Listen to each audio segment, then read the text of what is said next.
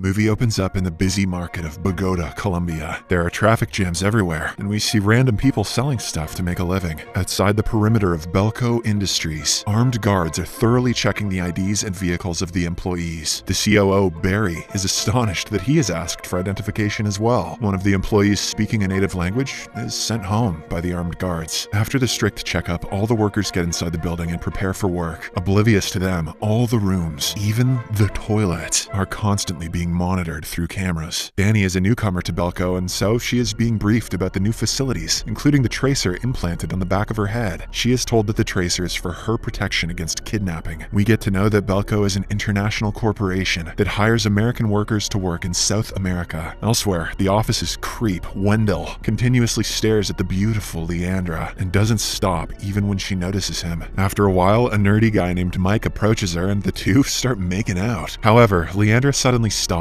and exclaims that she just got through a divorce and doesn't want to rush things. Later, Mike enters his coworker Terry's room and inquires about why only few people are present today. Terry doesn't know the actual reason either, but he assumes that the locals didn't show up because they were sent home by the guards at the gate. A confused Mike then heads back to his room and stares suspiciously at the hangar next to his building. He calls office security Evan to inquire about the strange circumstances, but even the latter has no idea. Suddenly, a mysterious voice on the intercom alerts everybody in the building to stop working. It says that there are 80 people in the building and most of them will be dead within 8 hours if the given task is not completed. The task is to eliminate any 2 employees within 30 minutes. Otherwise, worse consequences will be faced. Hearing this, everybody starts panicking and crying in fear. Their worries grow even more when they find out that the telephones are dead and the cell networks are jammed. Left with no options, Mike tells everyone to evacuate the floor calmly. But as they are doing so, reinforced metal plates suddenly seal every door and window from outside. Now, everyone inside the office starts realizing that the threat is real as they are freaking out. Mike calmly tells the maintenance workers, Bud and Lonnie, to melt the metal with a blowtorch. However, even after this, the doors are unaffected. Some workers rush to the roof to check if they can alert anyone outside the premises. Down in the hall, the COO, Barry, tries to pacify his team by explaining that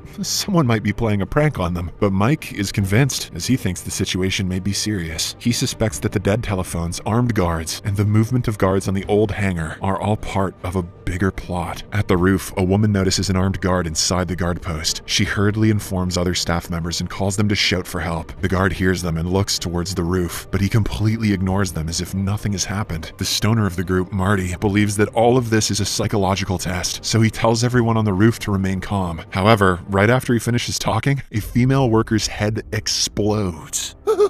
Zoinks! Then 3 other workers perish in the same fashion down in the lobby. The terrified staff assumes that someone is shooting at their heads, so they all flee to take cover. After the explosions stop, Barry gets up and goes to investigate the corpse, after which he confirms that the wound is not caused by a bullet. Mike also joins him and confirms that it was the tracer, which is installed in the back of every international worker's head. Realizing that they are in deep trouble, Mike quickly locks himself inside the toilet and tries retrieving the tracer with a knife. But right then, the voice on the intercom interrupts him by threatening to blow his head off in the next 10 seconds if he doesn't stop. Hearing this, Mike reluctantly obliges. Meanwhile, after busting through the objects hung on the wall, the staff members find that there are cameras everywhere inside the building. Down at the basement where Danny is hiding, Bud and Lonnie go to fix the air conditioner. Bud is having a look at the AC fans when the voice on the intercom resumes. It says the game is real and that no one should destroy the cameras or plug out the tags from their heads. The voice further orders the staff members to eliminate 30 people among them in the next 2 hours. Otherwise, 60 more workers will have to perish, with their heads exploding. Hearing this, everyone freaks out. As soon as the voice stops, Wendell and some co-workers collect knives from the cafeteria, while others flee to a quiet place to hide. In the basement, Bud tries to calm Lonnie, but to his surprise, the latter hits him on the head, eliminating him instantly. Lonnie then spots Danny in her hiding spot and rushes to take her out. However, she fights back and manages to kill him instead by pushing him against a pillar. Up in the hall, Barry, Wendell, and Terry are considering the killing option, while every other person in the room refuses it. So, Leandra comes up with an alternate idea of hanging banners from the rooftop. To set them up, Leandra and Mike collect things like paints, rope, and duct tape and head to the elevator. While going upstairs, Mike, Leandra, and Evan intersect Barry and his group, melting the locks of the armory. Scared that they will be punished, Mike requests that they stop, but the bad guys continue torching the armory locks. Enraged, Mike pulls out a gun, shoots at the gas tank, and then heads towards the rooftop with his group. In the next scene, the stoner Marty empties every single jar of drinking water inside the office building, thinking that his fellow coworkers are hallucinating because of it. Like, they're putting LSD in the water, Scoob! Back at the rooftop, Mike and a friend are trying to hang a banner that reads, "We're being held hostage." However, the armed guards on the ground start shooting at them, forcing the group to retreat. Down at the stairs, Mike tells Leandra that he thinks the whole situation is a human experiment. Someone is trying to extort some sort of information from them. Just then, Barry arrives there and knocks Mike out with a blow to the head. Wendell then points a knife at Evan and asks for the keys to the armory, but the latter denies. He instead throws them away, and because of this, an angry Wendell stabs him to death. After retrieving the keys, Barry opens up the armory and distributes various pistols to his group members. The armed group then forces all the co-workers back to the lobby. Later, Barry categorizes everyone into different groups to weed out workers that can be eliminated. He mostly picks the old and the diseased ones. However, the number of expendable people is still very low. They're running out of time. It is only 20 minutes from the deadline. Left with no options, Barry decides to manually pick the targets and starts shooting at their heads. Mike is also one of the targets. When Terry is about to fire at him, suddenly, Danny pulls off the electric main switch, and everyone, including Mike, flees to find cover. The voice on the intercom then announces that only 29 people are dead, and just 2 minutes are remaining. There should be one more elimination in the next 120 seconds, otherwise 30 more will perish. In the meantime, Leandra is being followed by Terry, but she manages to hide under a table. She tricks him with her shoes and then attacks him from behind, injuring him badly. Terry lies down on the floor, pleading for mercy, and despite all that he has done, Leandra lets him go. Soon, the time is up, but the workers are one body short, and the task is not completed. As a consequence, as previously mentioned, the voice explodes the heads of 31 more people, including Terry. The voice on the intercom tells that the rule of the last stage is simple. The one with the maximum number of eliminations in the next hour is allowed to live. At this point, Barry has the most eliminations with 11, followed by Wendell with 7. Danny and her friend climb on top of the elevator to hide, but Barry steps inside and dials for the 7th floor. There is a metal railing just above the 7th floor, and to avoid being crushed, Danny jumps off the elevator top to a side beam. Unfortunately, her friend cannot make it on time, and as a result, he gets crushed. This stops the elevator, trapping Barry inside. Down in the cafeteria on the 1st floor, Leandra finds Marty and his friend Chet digging out the unexploded bombs from the dead people's heads. They are planning to use the bombs to make a hole through the metal shield so that they can escape. Later, Leandra reaches for the intercom microphone and calls out for Mike, asking him to come get her on the 1st floor. Up in the elevator, Barry breaks the handlebar and eventually cranks the lift door open. Meanwhile, as Leandra is trying to drink some water, she notices Wendell dragging and butchering a corpse. Terrified, Marty and Chet join her, and the three try to overpower him together. Unfortunately, despite being injured, the ferocious Wendell finishes off Chet and Marty and then goes after Leandra. But before he can kill her as well, she cleverly pushes a table against him and then ends him with an axe. In the next scene, Mike and Leandra find each other in the lobby and breathe a sigh of relief. Meanwhile, Danny hangs onto the other side of the elevator to get out from the floor, and at the same time, Barry gets out from the lift with the help of the handlebar. Down in the basement, a man is making a Molotov cocktail from generator fuel and some glass bottles. Leandra shows Mike the bombs taken out from the deceased heads, which he puts in his pocket. Suddenly, the man from the basement throws a Molotov cocktail at a woman, burning her alive. He also slings it towards Mike and Leandra, but misses by inches. Just then, Barry arrives and shoots the Molotov guy dead. He also manages to injure Leandra. At the same time, Danny slips inside the elevator and heads down to the ground floor. But as soon as the lift door opens, Barry finishes her off with a single shot, leaving only 3 people: Barry, Mike, and Leandra. The couple hides inside a closet and has a brief chat where Mike assures her that they will get out of the place safely. However, the injured Leandra doesn't respond, and she slowly succumbs to her injuries. Now, just the 2 men are remaining. After a while, Barry arrives at the room following the blood trail, and out of rage, Mike jumps out from the closet and attacks him. This leads to an intense fight, which involves several punches and kicks. However, in the end, our protagonist finally manages to kill the bad guy by continuously hitting him with a tape dispenser. Mike is now the sole survivor among 80 employees of Belco Industries, and the voice on the intercom congratulates him. The metallic shields also retract from the doors and windows, and soon, 2 guards enter the hall and hold Mike. He is taken to the old hangar next to the building, where he meets the man behind the voice on the intercom. A confused Mike is then dragged to a chair, where he is interrogated. The man reveals that the game is an experiment performed by social scientists, and its goal is to collect data for society modeling in the future. To everyone's surprise, Mike has already planted the tiny bombs onto the guards, and at an opportune moment, he rushes to the detonator switch and explodes the bombs of every worker's name except his. When the guards fall down, he takes the gun from one of them, shoots other remaining officers, and fires several rounds at the main man until he runs out of bullets. In the final scene, Mike comes out of the hangar, faces the sky with closed eyes, and drops the gun. The view slowly zooms out to disclose multiple screens where the workers from other Belco companies have survived from their corresponding experiments.